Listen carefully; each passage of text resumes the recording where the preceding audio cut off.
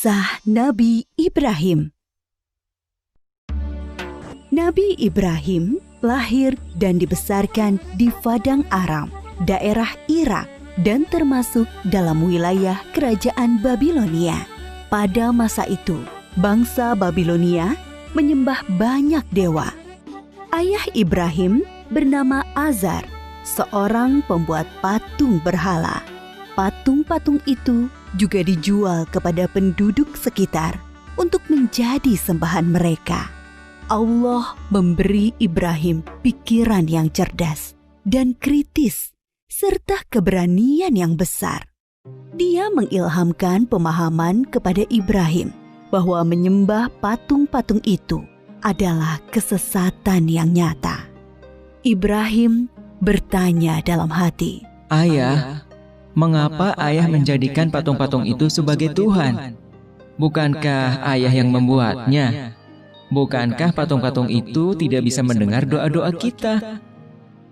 Dia berpikir keras, siapakah sebenarnya Tuhan yang pantas dipuja, dimintai pertolongan dan perlindungan?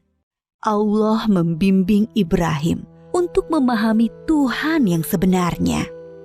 Mula-mula, Allah memperlihatkan langit yang penuh bintang bercahaya di malam yang gelap. Ibrahim berkata, "Sungguh indah, inilah Tuhanku." Ketika pagi tiba, langit menjadi terang. Bintang-bintang itu pun menghilang. "Oh, bintangnya hilang.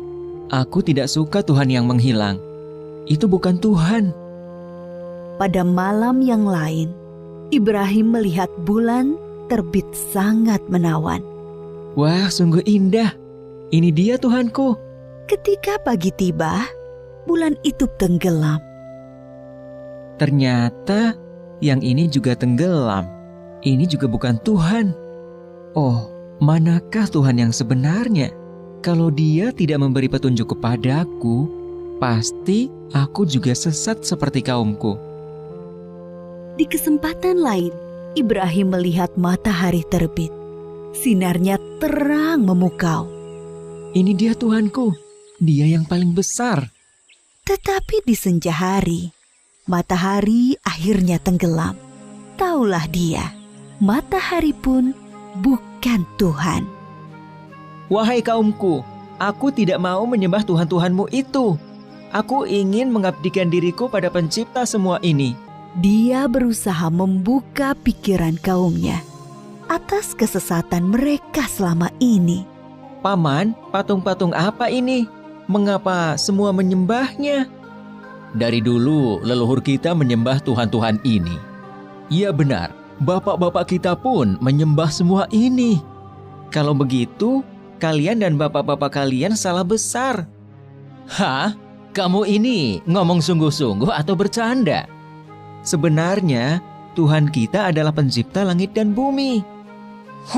Dasar anak muda ngelantur."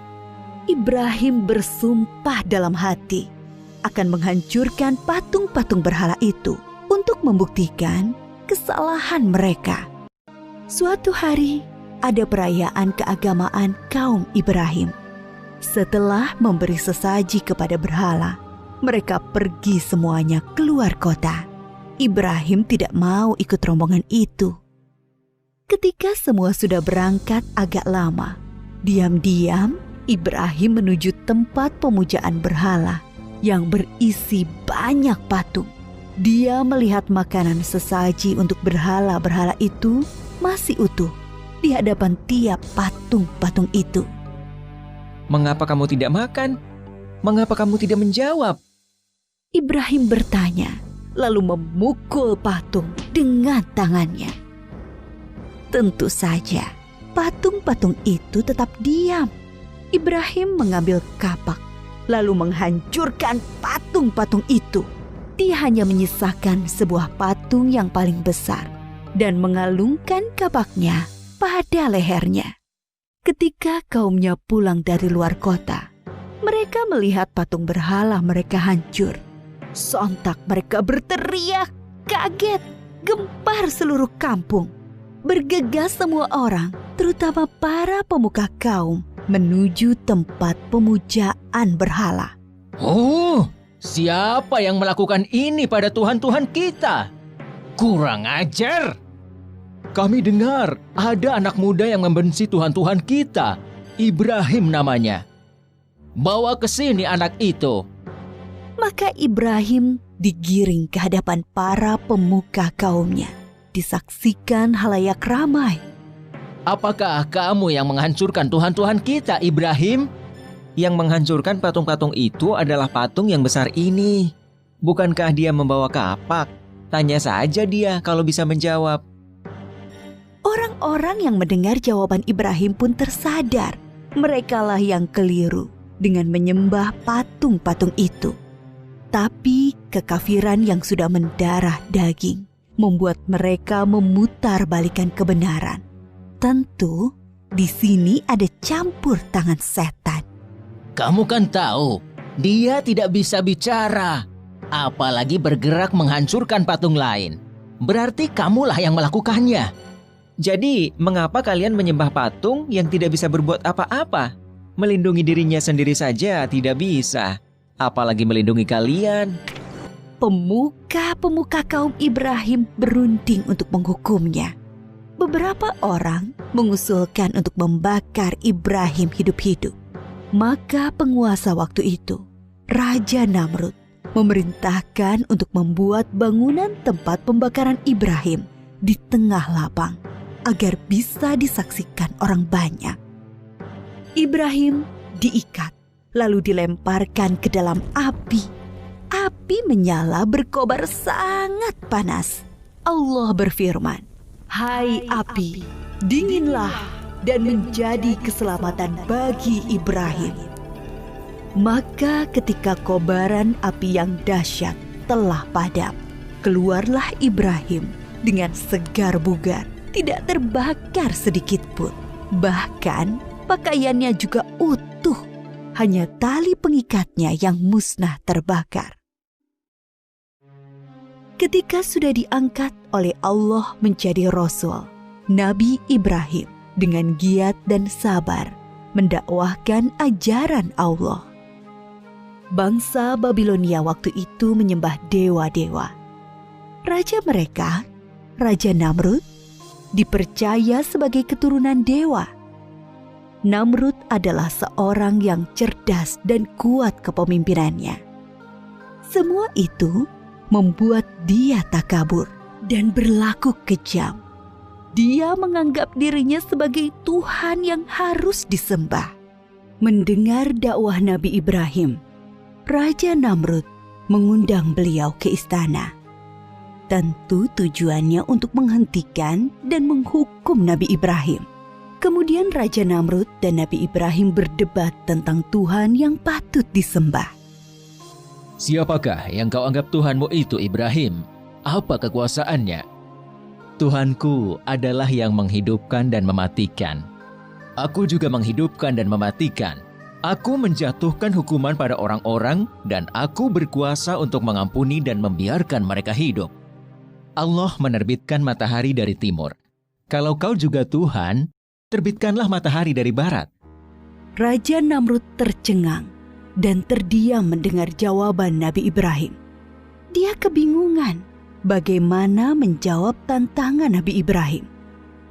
Demikianlah Nabi Ibrahim berdakwah dengan membuka akal pikiran manusia tentang Tuhan seluruh alam. Ada suatu peristiwa ajaib yang menunjukkan maha kuasanya Allah. Setelah Nabi Ibrahim diangkat menjadi Rasul, yaitu ketika beliau bermunajat kepada Allah.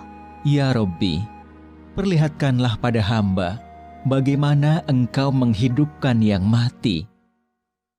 Allah Subhanahu wa Ta'ala berfirman, "Belum percayakah engkau pada kekuasaanku?"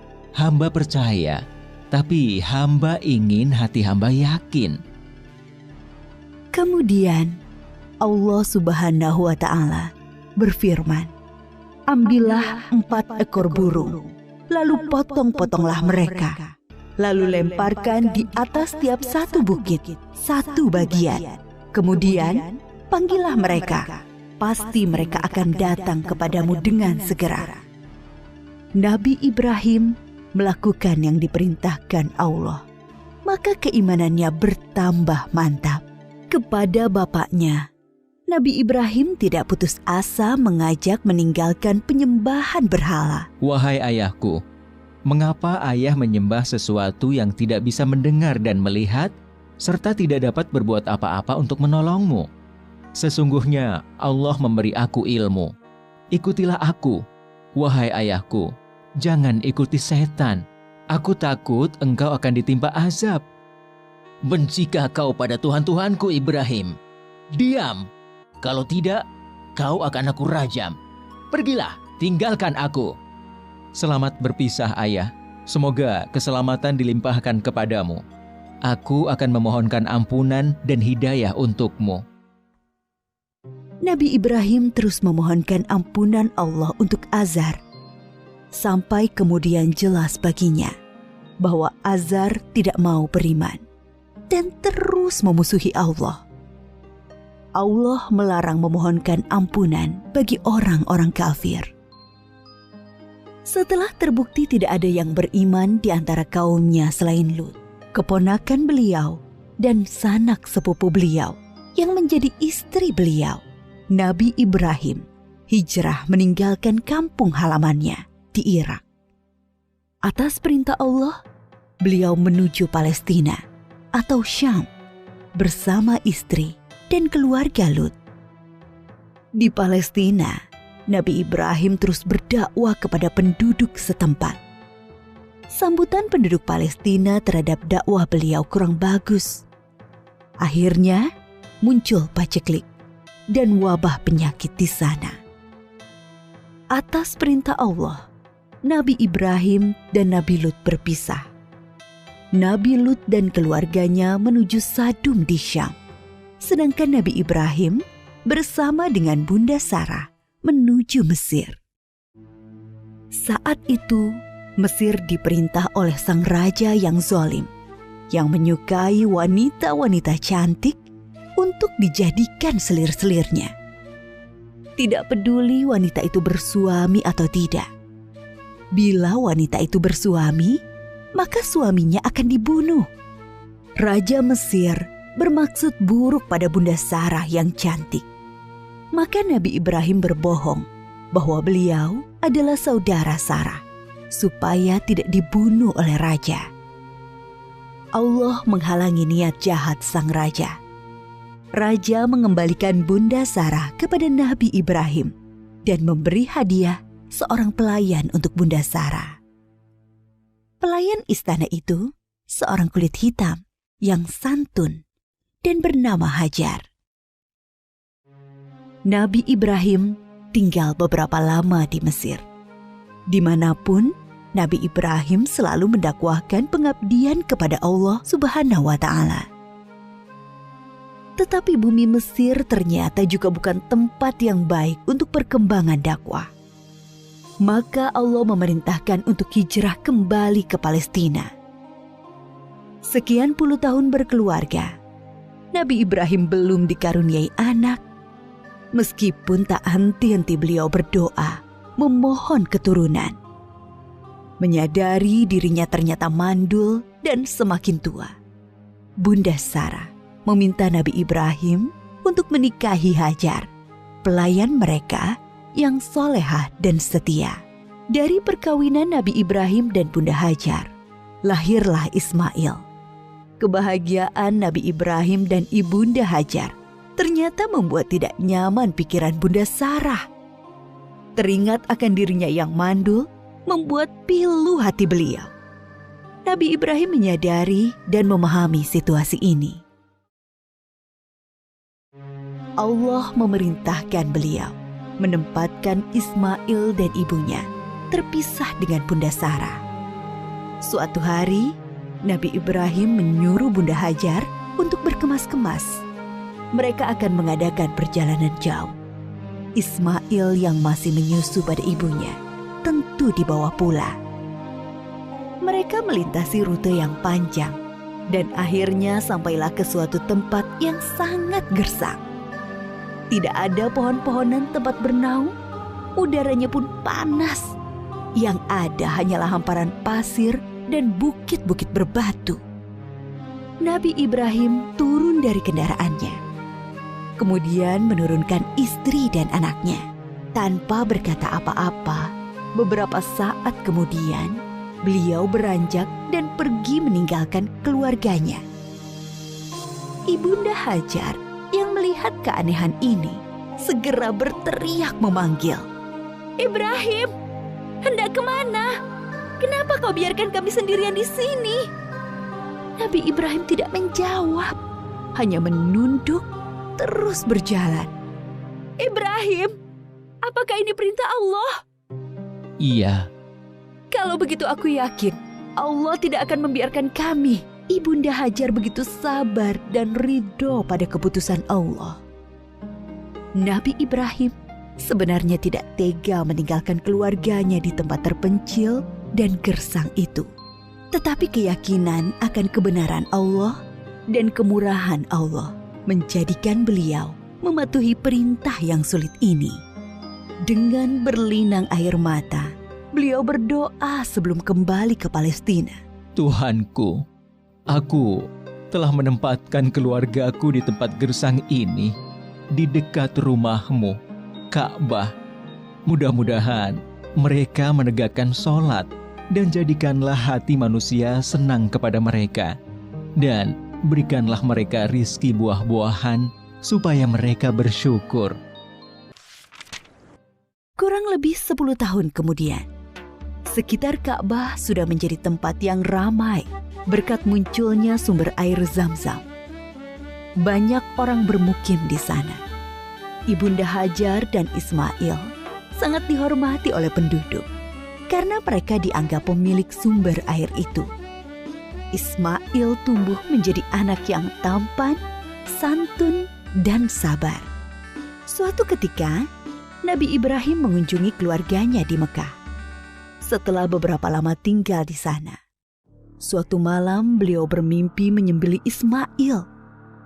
Nabi Ibrahim termangu-mangu memikirkan mimpinya. Wahyu dari Allah atau godaan setan? 2 malam berikutnya, mimpi yang sama terulang.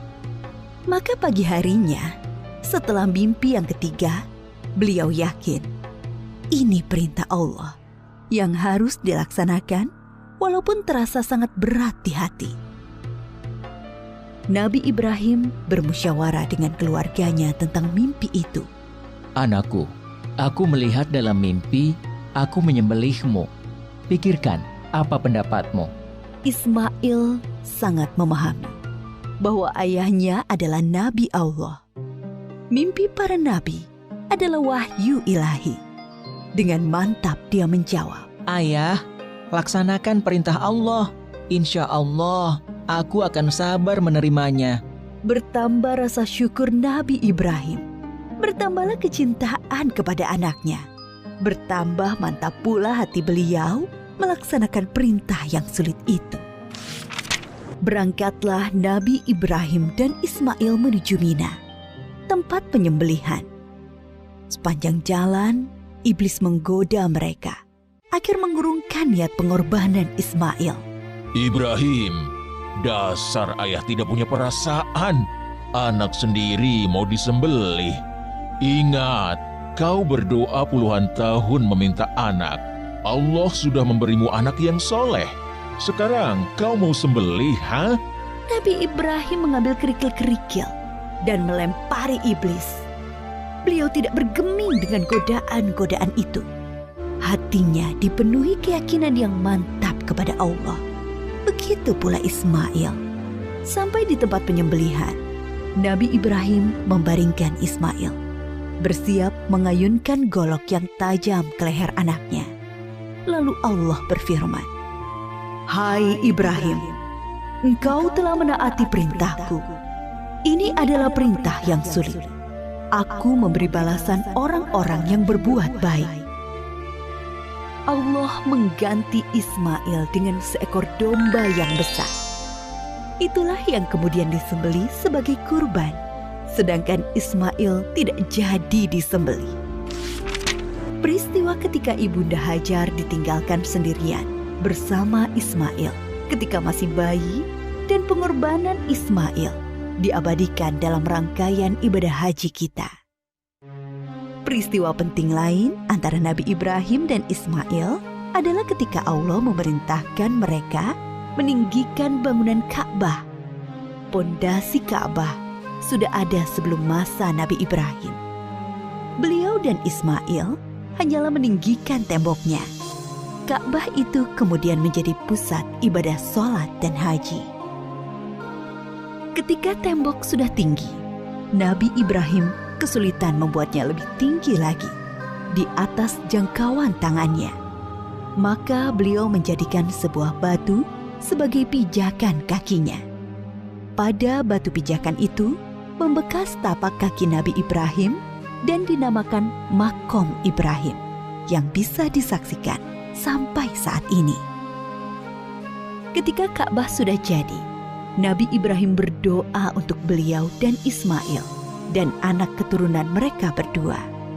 Antara lain, supaya diangkat Rasul dari keturunan mereka. Diangkatnya Muhammad SAW sebagai Rasulullah adalah jawaban atas doa Nabi Ibrahim. Nabi Muhammad SAW adalah keturunan Nabi Ismail. Suatu ketika, Nabi Ibrahim sedang berada di Palestina bersama Ibunda Sarah. Datanglah tamu asing, 3 orang laki-laki tampan yang tidak dikenal oleh Nabi Ibrahim. Nabi Ibrahim meminta Ibunda Sarah memasak sapi panggang untuk menjamu tamu-tamu itu. Nabi Ibrahim memang sangat menghormati tamu. Setelah hidangan siap, Nabi Ibrahim mempersilahkan tamu-tamunya makan. Tetapi para tamu itu sama sekali tidak menyentuh hidangan yang lezat itu. Timbul rasa takut dalam hati Nabi Ibrahim. Jangan takut, kami adalah malaikat utusan Allah. Kami tidak makan dan tidak minum. Kami membawa berita gembira. Allah akan mengaruniai kalian seorang anak yang sangat cerdas, yang mempunyai pengetahuan sangat dalam. Mendengar itu, Ibunda Sarah memekik kegirangan. Hah? Benarkah? Padahal aku seorang perempuan tua yang mandul. Adakah tugas kalian yang lain, wahai para malaikat? Sebenarnya kami diutus untuk menurunkan hukuman bagi penduduk Syadum karena mereka keterlaluan. Tapi di sana ada Lut dan orang-orang beriman. Siksa ini hanya mengenai orang-orang yang durhaka. Lut, keluarga serta pengikutnya akan selamat, kecuali seorang istrinya yang jahat. Dia turut binasa. Nabi Ibrahim dikaruniai keturunan di masa tuanya. Beliau sendiri dikaruniai umur panjang. Dari keturunan Nabi Ismail, kelak akan lahir Nabi Muhammad. Sedangkan dari keturunan Nabi Ishak, lahir nabi-nabi Bani Israel. Semua nabi yang ada dalam Al-Quran setelah Nabi Ibrahim adalah keturunan beliau. Maka Nabi Ibrahim disebut juga bapak para nabi. Nabi Ibrahim disebut juga sebagai bapak tauhid yang pertama mengajarkan bahwa Allah adalah Tuhan semesta alam. Para nabi sebelumnya hanya mengajarkan sebatas Tuhan suatu kaum. Nabi Ibrahim diberi gelar Khalilullah, artinya kekasih Allah. Banyak keteladanan yang diajarkan Nabi Ibrahim, yaitu teladan dalam menghormati tamu, menjadi seorang yang hanif, yang mengikuti kebenaran, selalu patuh pada perintah Allah, pemberani, sekaligus penyantun kepada orang tua dan manusia umumnya. Banyak kemiripan ajaran Nabi Ibrahim dengan Islam. Dari peristiwa Isra Mi'raj, Nabi Muhammad bercerita bahwa sosok Nabi yang paling mirip dengan beliau adalah Nabi Ibrahim.